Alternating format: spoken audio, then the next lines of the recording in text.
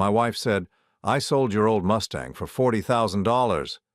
Her family celebrated, thinking, "I'm glad to have you here. Follow my story until the end and comment the city you're watching from so I can see how far my story has reached." I heard the words, but my brain refused to process them. Abigail stood in our kitchen, phone pressed against her ear, her voice bright with satisfaction as she spoke to her sister Sarah. $40,000, she repeated, and I watched her lips curve into that smile I used to find charming. "Can you believe David kept that old thing for so long?" I finally convinced him it was time to let it go. My coffee cup trembled in my hands. The Mustang, my 1967 Mustang Boss 429, the car my father and I had spent 18 years restoring together, bolt by bolt, weekend after weekend, until his hands became too weak to hold the tools. "What did you say?" My voice came out as barely a whisper. Abigail glanced at me, covering the phone with her palm. "Oh, you're awake. I sold the Mustang. Got a great price for it, too." She returned to her conversation without missing a beat. "Sarah, you should have seen the dealer's face when I told him 40,000. He practically threw the money at me." The kitchen tiles seemed to shift beneath my feet. I set the coffee cup down before I could drop it, my hands suddenly numb. "You sold my car?" "Our car," she corrected, not even looking at me. "And yes, I got an amazing deal. We're finally going to have some real money for once." The words hit me like physical blows. Our car.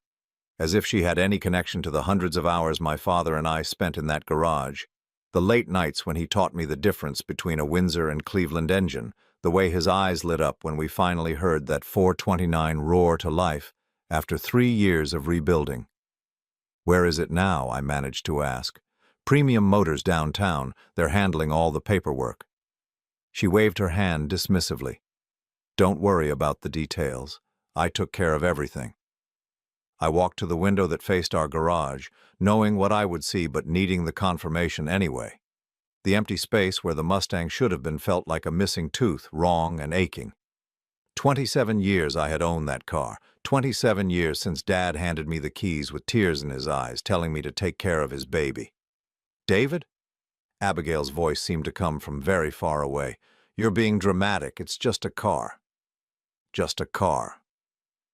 I turned to look at my wife of 9 years, this woman I thought I knew, and saw a stranger, someone who could sell a piece of my soul and call it practicality. "My father died working on that car," I said quietly. "That was 14 years ago." Her tone was gentle now, the voice she used when she thought I was being unreasonable. "You can't hold on to the past forever. We need to think about our future." Before I could respond, the doorbell rang. Abigail's face lit up. "That must be my parents. I invited them over to celebrate." Celebrate? They were coming to celebrate the destruction of everything that mattered to me. I stood in the hallway as Abigail opened the front door, watching Margaret and James Wilson enter with bottles of champagne and faces full of excitement. Sarah followed behind them, already pulling out her phone to document the moment. "Where's the man of the hour?" Margaret asked, scanning the room until her eyes found me. "David, congratulations. $40,000. That's more money than some people make in a year." "Finally getting rid of that eyesore," James added with his typical bluntness. "I never understood why you kept that old rust bucket taking up garage space." Rust bucket. The car that had won 3 classic car shows. The car that automotive magazines had featured twice. The car that collectors stopped me on the street to admire. "We're thinking Europe," Sarah announced, spreading tourism brochures across our coffee table. "With 40,000, you could do London, Paris, maybe even Rome. Live a little for once." They continued talking around me, making plans for money that felt like blood money in my veins. I watched them flip through pictures of London hotels and Parisian restaurants, calculating costs and imagining adventures built on the grave of my most precious possession. "David's been quiet," Margaret observed, finally looking at me with those sharp eyes that never missed anything. "Are you okay, honey?" I could have told them then. Could have explained what that car really meant, how my father had searched 3 states to find that particular Boss 429, how we spent every Saturday for 6 years hunting down original parts. Could have described the way Dad's hands guided mine as I learned to rebuild a carburetor. The pride in his voice when the engine finally turned over, the tears we both shed when the restoration was complete. Instead, I said, "I'm fine." Because what was the point? They had already made their decision. The car was gone, sold to strangers who probably saw it as just another classic car to flip for profit. They would never understand that some things cannot be replaced, cannot be valued in dollars and cents. "You know what we should do?" Abigail was saying, her eyes bright with excitement. "We should take a cruise. One of those luxury ones that goes around the Mediterranean. I saw an ad for one that costs $35,000 for 3 weeks. $35,000, almost the entire amount she had received from my father's legacy. My phone buzzed against my leg. I pulled it out, expecting work emails, but the number on the screen made my stomach clench. Premium Motors. "I need to take this," I said, stepping out onto the back porch. "Mr. Hartley?" The voice on the other end was tense, almost panicked. "This is Rick Morrison from Premium Motors. We need to talk about the Mustang your wife brought in." "What about it?" "Sir, there's a problem, a big problem. We need you to come down here right away." "What kind of problem?" There was a long pause. "The kind that involves the police." The line went dead. I stared at the phone, my mind racing. Police? What could possibly involve the police about selling a car?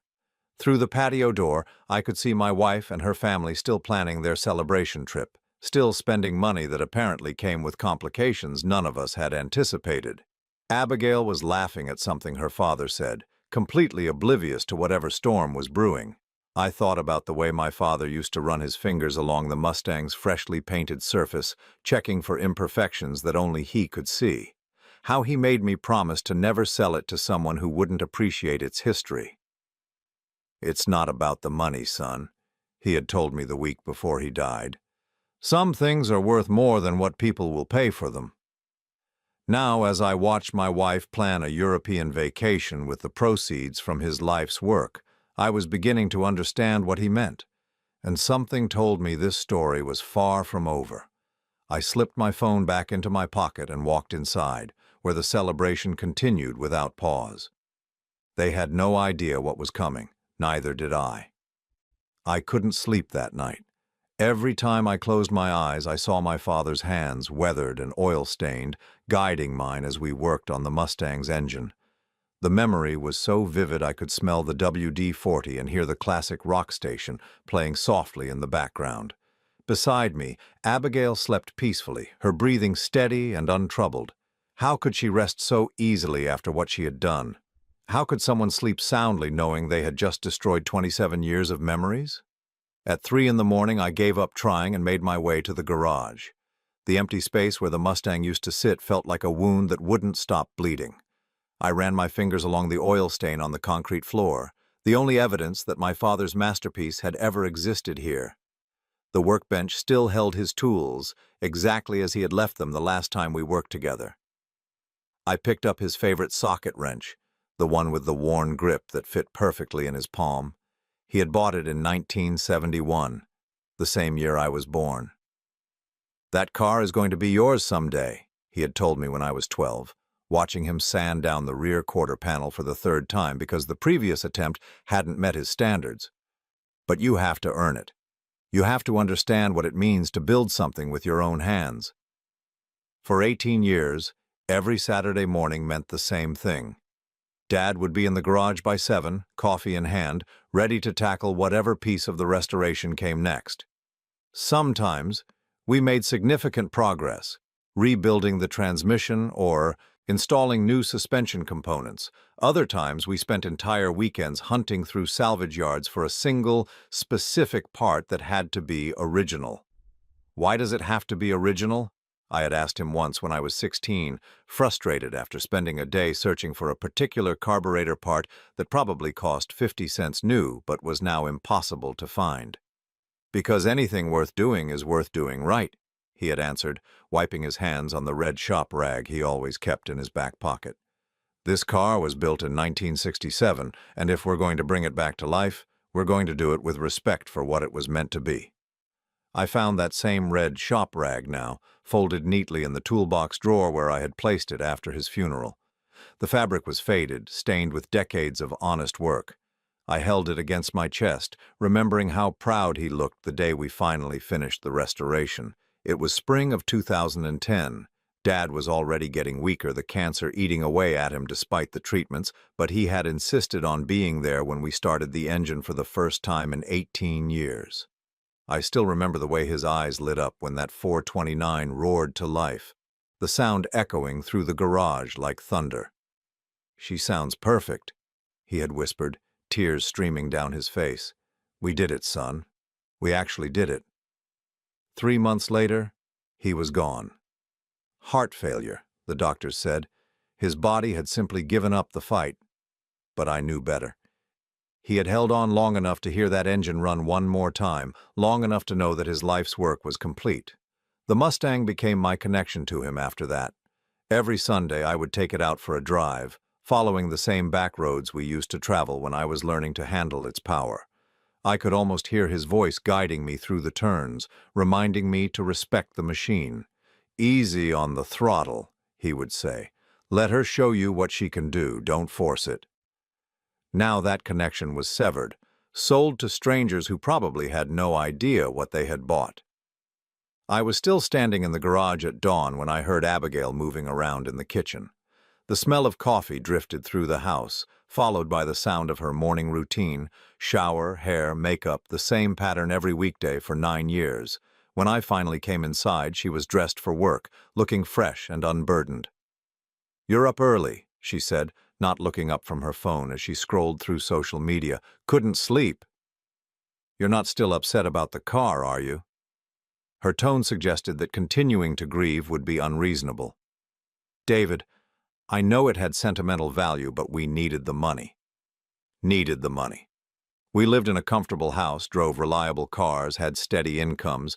We didn't need $40,000 for anything essential. We wanted it for luxuries, for European vacations, and experiences that would fade from memory in months. "Did you forge my signature?" The question came out before I could stop it. Abigail froze, her coffee cup halfway to her lips. "What?" "The title transfer. Did you sign my name?" For just a moment, her mask slipped. I saw something flicker across her face, something that might have been guilt or fear. Then the mask was back, and she was looking at me with wide, innocent eyes. "Of course not. I would never do something like that. I had power of attorney for the sale." I stared at her, trying to read the truth in her expression. "Since when do you have power of attorney for my personal property? We're married, David. What's yours is mine, remember?" She smiled, but it didn't reach her eyes. "Besides, you signed all those papers when we refinanced the house last year, don't you remember?" I didn't remember. But then again, Abigail had handled most of the paperwork for the refinancing, bringing me documents to sign while I was distracted with work or watching television. Had there been a power of attorney buried in all those forms? Had she been planning this for over a year? "I should probably call Premium Motors," I said, watching her reaction carefully. "Why?" The word came out too quickly, too sharp. "To make sure everything went smoothly. It's a lot of money." "Everything's fine, David. They're professionals. You don't need to micromanage every little detail." But something in her voice told me she was lying. Something in the way she wouldn't meet my eyes, the way her hands trembled slightly as she gathered her work things. My phone buzzed with a text message. "Rick Morrison from Premium Motors. Mr. Hartley, we really need to speak with you today. This is urgent. Please call as soon as possible." I looked up at Abigail, who was checking her appearance in the hallway mirror, apparently unaware of my phone notification. "I think I'll stop by Premium Motors on my way to work," I said casually. She spun around so fast it startled me. "Why, is there a problem?" "Just want to make sure everything's in order." "David, please don't." Her voice carried a note of desperation that she tried to hide. "You'll just embarrass yourself. Let me handle this. Let her handle this. The same way she had handled selling my father's car without asking, the same way she had apparently handled forging documents and lying about power of attorney. I think I can manage a simple conversation with a car dealer, I said. As I drove to Premium Motors that morning, my mind kept returning to the red shop rag in my father's toolbox. He had carried that rag every day for 40 years, through countless repairs and restorations. It represented something solid, something real in a world full of shortcuts and compromises. Abigail had never understood that. She saw the Mustang as an inconvenience, the garage as wasted space, my memories as obstacles to overcome. She had married me expecting to change me, to mold me into someone who valued the same things she did. The parking lot at Premium Motors was buzzing with activity when I arrived. Police cars flanked the entrance, and I could see men in suits moving through the showroom. My stomach dropped as I realized this was far worse than a simple paperwork problem. Rick Morrison met me at the front door, his face pale and sweaty despite the morning chill. "Mr. Hartley, thank God you're here. We have a situation." "What kind of situation?" He glanced around nervously, then lowered his voice. "Your wife's documentation for the Mustang. There are some serious irregularities. The police want to speak with you." As he led me inside, past the luxury cars and confused customers, I thought about the promise I had made to my father. I had sworn to take care of his car, to honor the work we had done together. I was beginning to realize that keeping that promise might require destroying everything else in my life. Detective Sarah Chen looked like someone who had seen everything, but even she seemed shaken as she led me into the conference room at Premium Motors. Her dark eyes studied my face with the intensity of someone trying to solve a puzzle. "Mr. Hartley, I need to ask you some questions about the 1967 Mustang Boss 429 that was brought to this dealership yesterday." "What's this about?" I asked, though part of me already knew the answer would change everything. She opened a manila folder and spread several documents across the table. "Let's start with this. Did you authorize the sale of this vehicle?" I looked down at the paperwork. There was my signature, or what appeared to be my signature, on a title transfer document. But something was wrong with it. The letters looked forced, unnatural. "I didn't sign this," I said quietly. Detective Chen nodded. "We suspected as much. Your wife brought the vehicle in yesterday claiming she had full authority to sell it, but when our forensics team examined the signature, it became clear this was forged." My chest tightened. Abigail hadn't just sold my father's car, she had committed fraud to do it. "There's something else," Rick Morrison said from the corner of the room.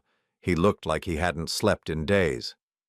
"Something we discovered after we started processing the paperwork." He placed a thick folder on the table, filled with what looked like appraisal documents and auction records. "Mr. Hartley, what do you know about your car's history?" "My father and I restored it over 18 years. It's a Boss 429, which makes it somewhat rare, but—" "Sir," Detective Chen interrupted gently, "this isn't just somewhat rare. According to our automotive expert, this is one of only 50 Boss 429 Mustangs ever produced with this specific engine configuration."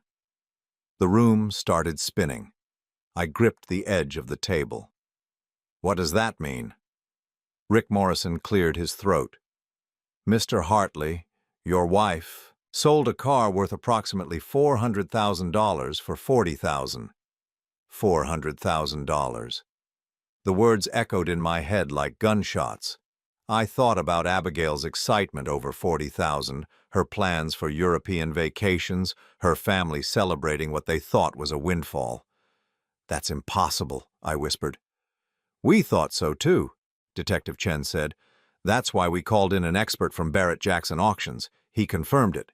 Your Mustang has what's called the Super Cobra jet engine with a specific transmission combination that makes it extraordinarily valuable to collectors." She slid a printout across the table. It was an auction listing from 6 months ago. A car identical to mine had sold for $425,000. "The documentation your father kept was meticulous," Rick added. "Original build sheets, restoration receipts, even photos of the process. This kind of provenance is what collectors pay premium prices for. I stared at the numbers, trying to process what I was hearing. My father had never mentioned the car's potential value. To him, it was never about money. It was about the work, the craftsmanship, the time spent together. But he had kept every receipt, every document, every piece of paper related to the restoration. Had he known? Had he understood what we were creating together but chose not to tell me? "Where is the car now?" I asked.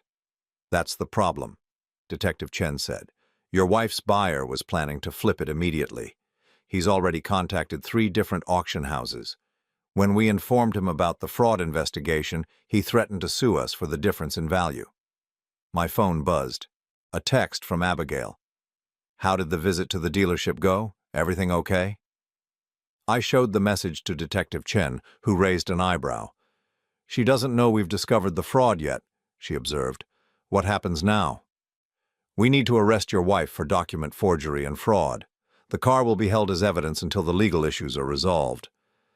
"But Mr. Hartley, there's something you should know. Your wife isn't just facing criminal charges. The buyer is talking about suing for damages, claiming he was defrauded out of hundreds of thousands of dollars." I thought about Abigail at home, probably still planning her European vacation, her parents celebrating over champagne, Sarah making reservations for luxury hotels they couldn't actually afford. "How long have you known about the car's value?" Detective Chen asked. The question hung in the air. I looked at the auction records, the appraisal documents, the evidence of my father's careful documentation. Had I known? Deep down, had I always suspected there was more to the story? "I knew it was special," I said finally. "But my father never talked about money. He always said the value was in the work we did together." "Mr. Hartley," Rick Morrison said gently, "there's something else in your father's documentation, a letter addressed to you." He handed me a sealed envelope with my name written in Dad's careful handwriting. My hands shook as I opened it. "David," the letter began, "if you're reading this, it means someone has finally recognized what we built together. I never told you about the car's monetary value because I didn't want that to change how you felt about it. This Mustang represents 18 years of Saturdays, of shared dreams, of a father and son working side by side. No amount of money could capture that. But I also knew that someday people might try to take advantage of you. I documented everything, kept every receipt and record because I wanted to protect our work. The car is yours now, son. Don't let anyone convince you it's worth less than what it truly represents. The real value isn't in dollars. It's in the love we poured into every bolt, every carefully restored component. But if someone ever tries to steal that from you, make sure they understand what they're really taking. Love, Dad." I sat back in my chair, the letter trembling in my hands. My father had known. He had always known. And he had prepared for this moment, for someone who might try to destroy what we had built. Detective Chen was watching me carefully. "Are you all right, Mr. Hartley?" I folded the letter and put it in my pocket next to my heart. "What do I need to do to get my car back?" "First, we need to complete the investigation. Your wife will need to be questioned about the forged documents. Then there's the matter of the buyer, who's demanding compensation for his losses." I stood up, feeling stronger than I had in years. For the first time since this nightmare began, I knew exactly what I was dealing with. This wasn't just about a car anymore. This was about justice, about honoring my father's memory, about standing up to people who thought they could take whatever they wanted. "Detective Chen, I want to press full charges against my wife for fraud, and I want my father's car back." She nodded. "We'll need you to come to the station later today to give a formal statement. And, Mr. Hartley, you should probably contact a lawyer. This is going to get complicated." As I drove home, I thought about the conversation I was about to have with Abigail. She was expecting me to return with simple confirmation that everything had gone smoothly. Instead, I was coming back with the truth about what she had tried to steal. $400,000, 18 years of work, a lifetime of memories. She had tried to sell all of it for a vacation to Europe. When I pulled into our driveway, I could see Abigail through the kitchen window, on the phone again, probably making more plans for money she no longer had any right to spend. I sat in my car for a moment, my father's letter still warm in my pocket. He had protected me, even from the grave. He had made sure I would have the weapons I needed for this fight. Now it was time to use them. Abigail was standing at the kitchen counter when I walked in, her phone pressed to her ear, her voice bright with excitement. "Yes, Mom. The travel agent said we could get the premium package for $38,000. It includes first-class flights and five-star hotels in London, Paris, and Rome." She turned when she heard my footsteps, her face lighting up with expectation. "How did it go at the dealership?" she asked, covering the phone. "Everything smooth?" I set my keys on the counter and looked at my wife of 9 years. Really looked at her. When had she become someone I didn't recognize? When had the woman I married turned into someone who could forge documents and lie so easily? "We need to talk," I said. Something in my tone made her pause. "Mom, let me call you back." She hung up and turned to face me fully. "What's wrong? You look upset." "The police were at Premium Motors, Abigail." The color drained from her face so quickly I thought she might faint. She gripped the edge of the counter, her knuckles turning white. "Police? What did they want?" "They wanted to know about the forged signature on the title transfer." She opened her mouth, then closed it, then opened it again like a fish gasping for air. "I don't know what you're talking about." "The signature isn't mine, Abigail. They had a forensics expert examine it." "That's ridiculous. Of course it's your signature. I watched you sign it." But her voice was shaking now, and she couldn't meet my eyes. I pulled out my phone and scrolled to the photos Detective Chen had let me take of the paperwork. "This is what you submitted to the dealership. Look at it."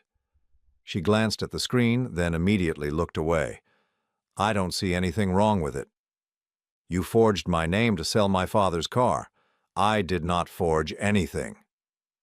The denial came out too loud, too desperate. "I had every right to sell that car. We're married. What's yours is mine." "Not when it comes to fraud, Abigail, not when it comes to stealing." She stepped back as if I had slapped her. "Stealing? How dare you accuse me of stealing from you? I'm your wife." "My wife wouldn't have done this." The words hung between us like a blade. Abigail's face went through several emotions: shock, hurt, anger, then something calculating and cold. "Fine," she said, crossing her arms. "Fine. Maybe I did sign your name, but you would have said yes anyway. You always let me handle the paperwork." "I would have said no, and you knew it. That's why you didn't ask." "Because you're too sentimental. You hold on to things that serve no purpose. That car was just sitting in the garage collecting dust, while we could have been living our lives." "Living our lives, or taking expensive vacations? What's wrong with wanting nice things? What's wrong with wanting to travel and see the world instead of staying home every weekend, polishing a car that nobody even sees?" I stared at her, finally, understanding the depth of the chasm between us. To her, the Mustang had always been just an object, an inconvenience that took up space and attention she thought belonged to her. "There's something else you should know," I said quietly. "What now?" "The car you sold for $40,000, it's worth $400,000. The silence that followed was deafening. Abigail blinked slowly, as if trying to process words spoken in a foreign language. "What did you say?" $400,000. It's one of 50 cars ever made with that engine configuration. The experts at Barrett-Jackson confirmed it. She staggered backward, hitting the kitchen island. "That's not possible." "It's completely possible. My father kept meticulous documentation, every receipt, every restoration record. The provenance makes it extremely valuable to collectors." Abigail's breathing became rapid and shallow. But you never said. You never told me it was worth." "Because I didn't know the exact figure, but more importantly because it was never about the money." $400,000, she whispered, then suddenly her face contorted with rage. $400,000 and you kept it in our garage like some kind of hobby car? It's not a hobby car. It was my father's life's work. Your father's life's work just cost us $360,000. The kitchen door opened and Margaret Wilson walked in without knocking, as she always did. "Abigail, sweetie, I was thinking we should book the hotels before." She stopped when she saw our faces. "What's going on?" "Mom, we have a problem," Abigail said, her voice hollow. "What kind of problem?" I watched Abigail struggle with how to explain that she had committed fraud and cost her family hundreds of thousands of dollars. Finally, she just blurted it out. "The car was worth $400,000. Margaret laughed. "Don't be ridiculous, honey. David's old car wasn't worth anywhere near that much." "She's telling the truth," I said. "The police and automotive experts confirmed it. She sold a $400,000 car for $40,000. Margaret's laughter died. She looked back and forth between us, trying to understand. "That's not possible. It was just an old Mustang." "It was a 1967 Boss 429 Super Cobra jet, one of 50 ever made." The words seemed to hit Margaret like physical blows. She sank into one of our kitchen chairs, her face going gray. "Oh my God," she whispered. "James already put a deposit on the cruise, $5,000 non-refundable." My phone rang. James Wilson's name appeared on the screen. "Don't answer that," Abigail said quickly. But Margaret was already reaching for her own phone. "I have to tell him, Sarah too, she was going to quit her job to come on the trip." "Nobody has to quit anything," Abigail said desperately. "We'll figure this out. Maybe the experts are wrong, maybe it's not really worth that much." "The police have arrested the buyer who was trying to flip it at auction," I said. "They know exactly what it's worth." Margaret's phone was ringing. We could hear James's voice through the speaker, excited and loud.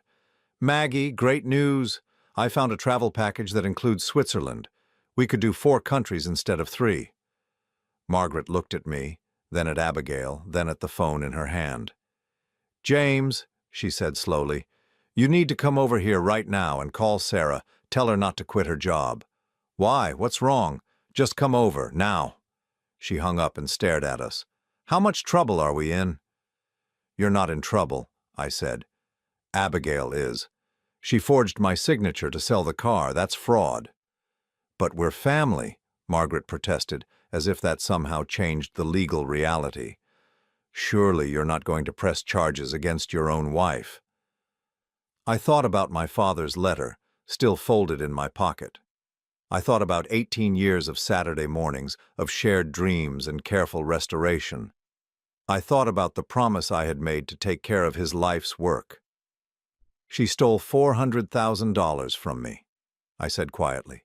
"What would you do?" Margaret opened her mouth to respond, but no words came out. Because we all knew what any reasonable person would do. The front door opened and James Wilson's voice echoed through the house. "Where is everyone? Maggie, you sounded strange on the phone."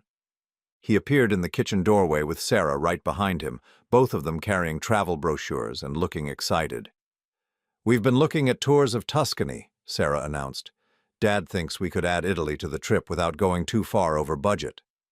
She stopped when she saw our faces. "What's going on?" James asked. Margaret looked at her husband and daughter, these people she loved who had been celebrating their good fortune just hours ago. "The car wasn't worth $40,000, she said simply. "So what was it worth?" James asked. $400,000. The travel brochures scattered across the floor as Sarah's hands went limp. James grabbed the back of a chair to steady himself. "That's not funny, Maggie." "It's not a joke," Abigail said, her voice barely audible. "The police confirmed it. I sold a $400,000 car for $40,000. The silence stretched on until Sarah finally found her voice. "But we already spent some of the money. Dad made deposits. I gave my boss notice." "I put $15,000 down on the cruise," James added, his voice hollow. "It's non-refundable." They all looked at me then as if I somehow held the solution to their problem, as if I could wave a magic wand and make their financial disaster disappear. But I wasn't their solution anymore.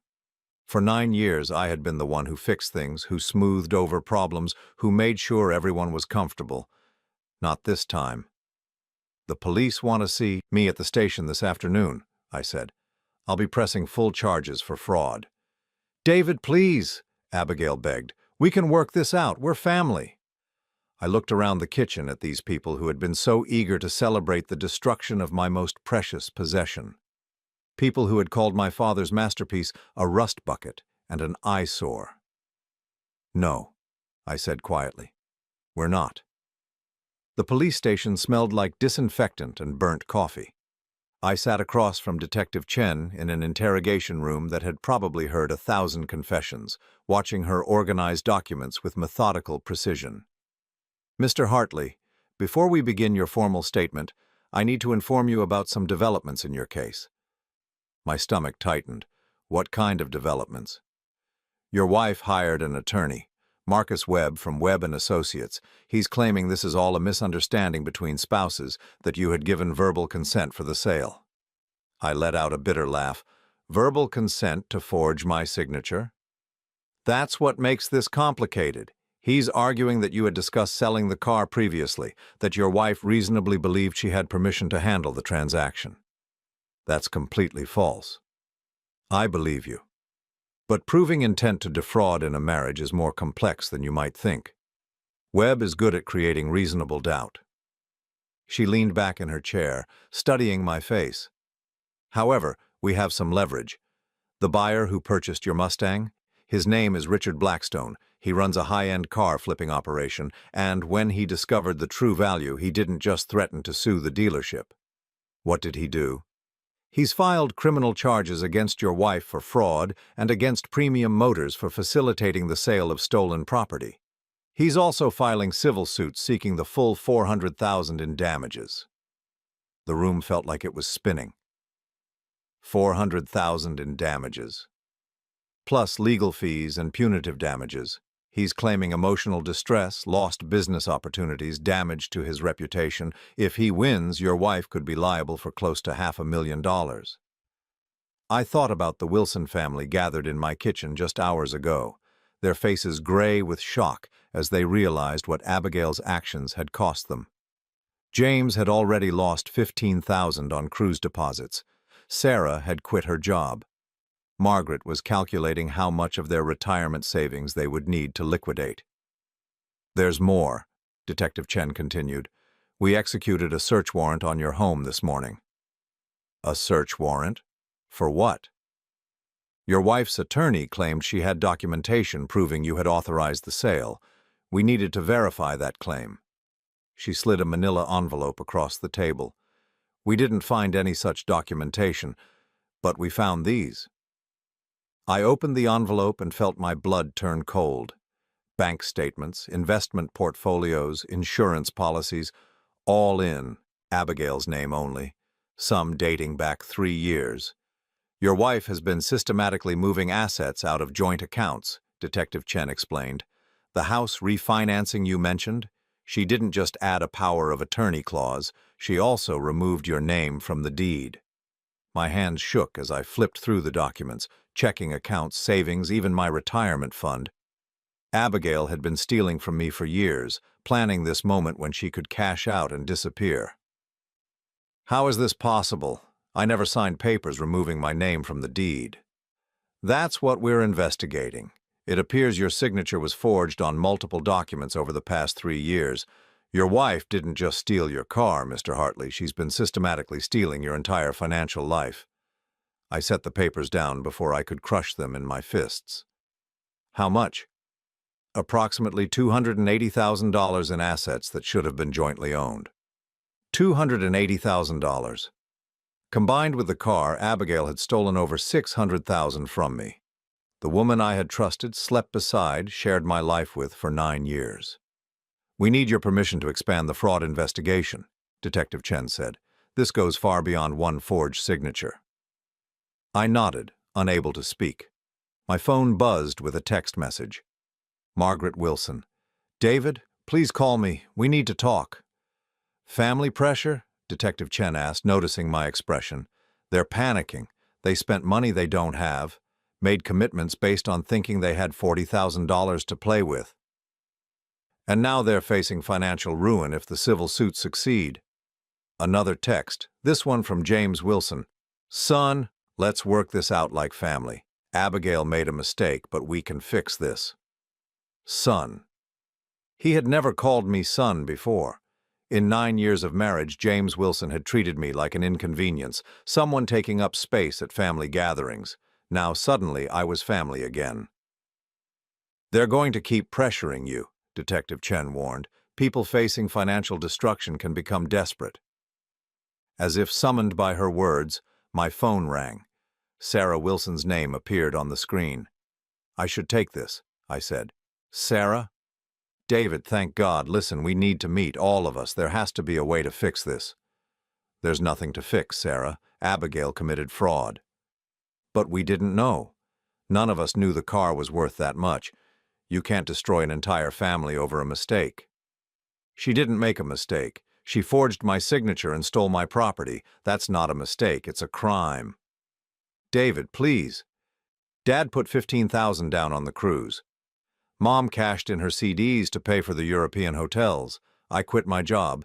If those civil suits go through, we'll lose everything. I closed my eyes, trying to block out the desperation in her voice.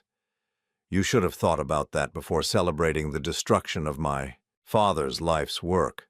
We didn't know. You knew it mattered to me. You called it a rust bucket. You laughed about getting rid of an eyesore. You never asked what it meant to me. You just assumed you had the right to profit from its destruction. There was silence on the other end of the line. Sarah, I'm not responsible for fixing the consequences of Abigail's crimes. She's your wife. Not for much longer. I hung up and looked at Detective Chen, who had been listening to the conversation with interest. Family loyalty is a powerful weapon, she observed. They're going to keep trying to make you feel guilty for protecting yourself. I know. Are you prepared for that pressure? It's only going to get worse when the criminal charges are filed officially. Before I could answer, my phone rang again. This time it was Abigail herself. David, where are you? We need to talk. Webb says if you drop the charges, we can work out a civil settlement. You could get your car back and we could move forward. Move forward? You stole over $600,000 from me. What are you talking about? I sold one car. The police found your other forgeries, Abigail. The bank accounts, the house deed, the investment portfolios. You've been stealing from me for years. The silence stretched so long I thought she had hung up. Abigail? I was protecting our future, she said finally, her voice small and broken. You don't understand business. You would have made poor decisions. So you decided to make them for me by stealing my money? It's our money. We're married. Not anymore. I'm filing for divorce and I'm pressing every criminal charge available.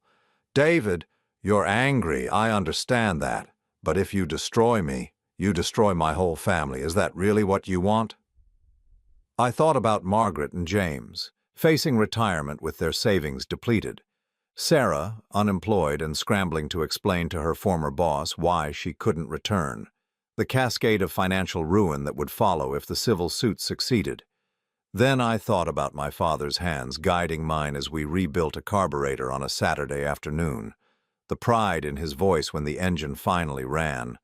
The letter he had left me, warning me that someday someone might try to steal what we had built together. You should have thought about your family before you decided to steal from mine, I said, and hung up. Detective Chen was watching me with something that might have been respect. That was the right choice, she said. It doesn't feel right, it feels necessary. Sometimes those are the same thing. She gathered the documents back into their folders. We'll need you to come in tomorrow to sign the expanded fraud complaint, and Mr. Hartley, you should probably change the locks on your house and check your credit reports immediately. As I drove home, my phone buzzed constantly with calls and texts from the Wilson family. Each message was more desperate than the last, offering compromises and deals, promising that Abigail would make amends if I would just drop the charges. But I wasn't interested in their compromises anymore. For 9 years, I had compromised. I had accepted their dismissive attitude toward my interests, their assumption that my feelings mattered less than their convenience. I had smiled and nodded when they mocked the things I cared about, The compromise had been entirely one-sided, and I was done. When I pulled into my driveway, I saw Abigail's car in the garage and lights on throughout the house. She was inside, probably packing, probably planning her next move. I sat in my car for a moment, my father's letter still in my pocket, and made a decision that would change everything. It was time to stop being reasonable. It was time to fight.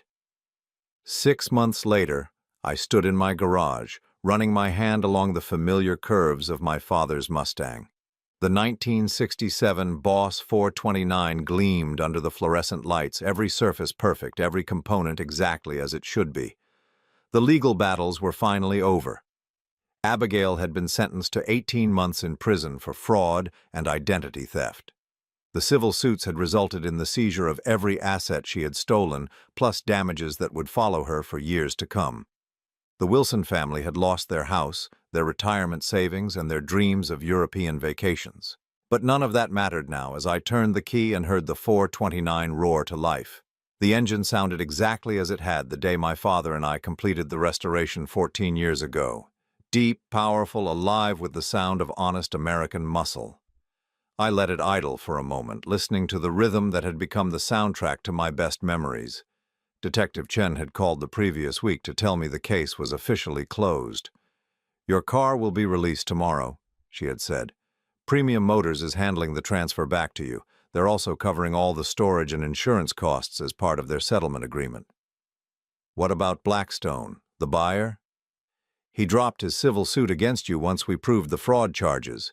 Turns out he's had his own legal problems with questionable car transactions. He didn't want the scrutiny." I had driven to Premium Motors that morning, my hands shaking slightly as Rick Morrison handed me the original keys. The same keys my father had pressed into my palm 27 years ago, telling me to take care of his baby. "I'm sorry for everything you went through," Rick had said.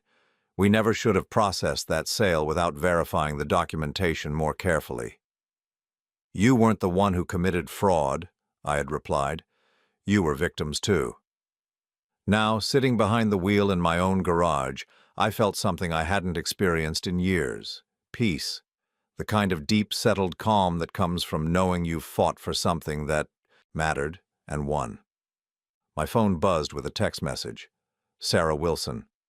"David, I know you probably don't want to hear from us, but I wanted you to know Mom's doing better. The new apartment is small but clean, and Dad found work at the hardware store. I'm working 2 jobs now. We're surviving." I stared at the message for a long moment before typing back, "I'm glad you're all safe."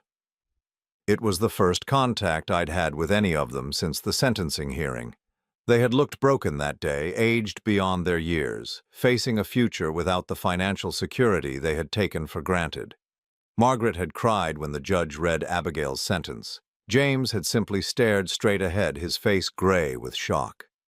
Sarah's response came quickly. "I never said this before, but I'm sorry. We were wrong about your car. We were wrong about a lot of things." I typed and deleted several responses before settling on, "Thank you for saying that." There was no point in rehashing the past and explaining how their dismissive attitude had hurt me over the years. They were paying the price for their choices now, and while I felt no satisfaction in their suffering, I also felt no obligation to ease it.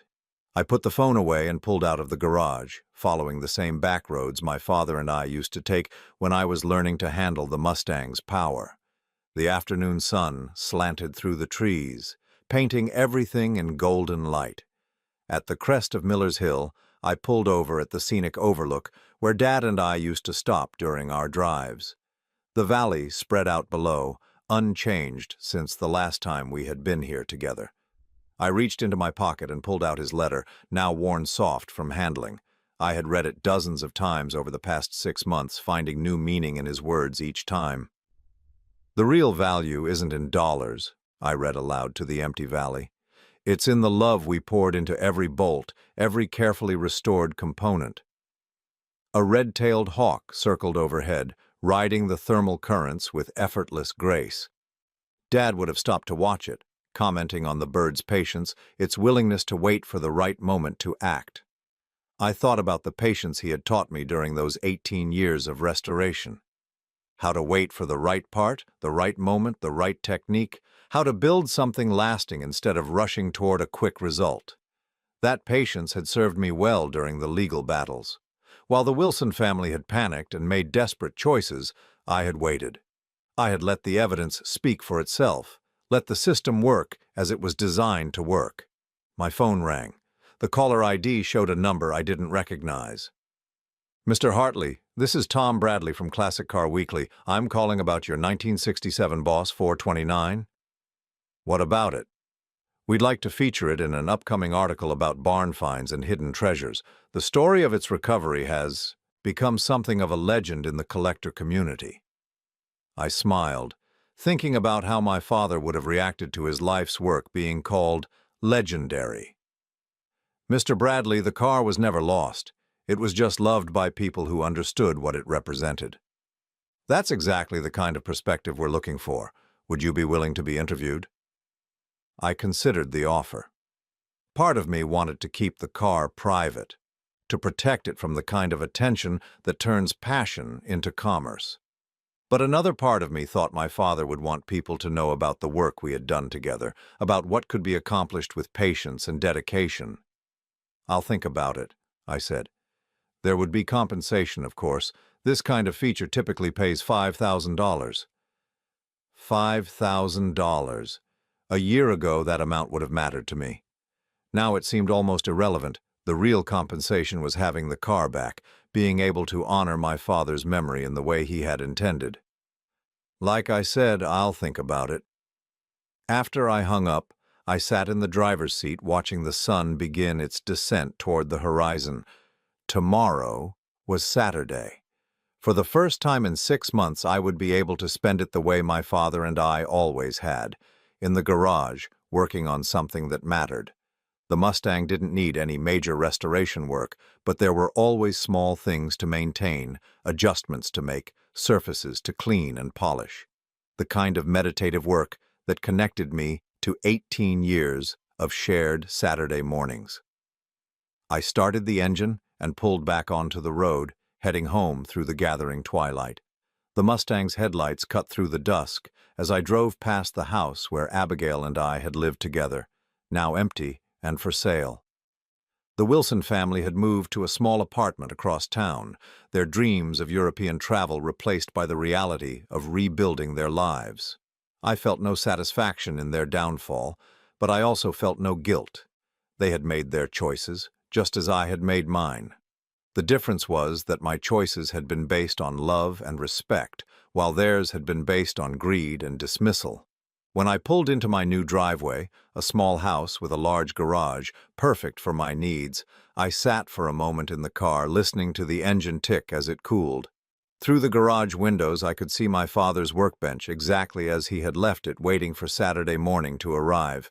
I reached into my pocket and pulled out the red shop rag I had found in his toolbox, that first terrible morning when I discovered the Mustang was gone. The fabric was still stained with decades of honest work, still carried the faint scent of motor oil and WD-40. Tomorrow I would use it to polish the chrome bumpers, to wipe down the engine bay, to maintain the car that had become the bridge between my father's legacy and my own future. I turned off the engine and stepped out of the car, my hand trailing along its perfect surface. In the silence of the garage, I could almost hear my father's voice, patient and encouraging, guiding me through the next phase of our shared journey. The car was home. I was home. And for the first time in years, that was enough. I walked into the house, leaving the garage light on so the Mustang wouldn't sit in darkness. Through the kitchen window, I could see it gleaming under the fluorescent bulbs, patient and beautiful and exactly where it belonged. On the refrigerator, held by a simple magnet, was my father's letter, not the one from his final documentation, but an older one he had written to me when I was 25, just before he got sick. "Son," it read, "the most important thing I can teach you is that some things in this world are worth fighting for, not because they're valuable, but because they represent something that can't be replaced. Love, honor, integrity. These things have to be defended sometimes. I hope you never have to learn that lesson the hard way, but if you do, I know you'll make the right choice." I had made the right choice. And now, finally, I was free.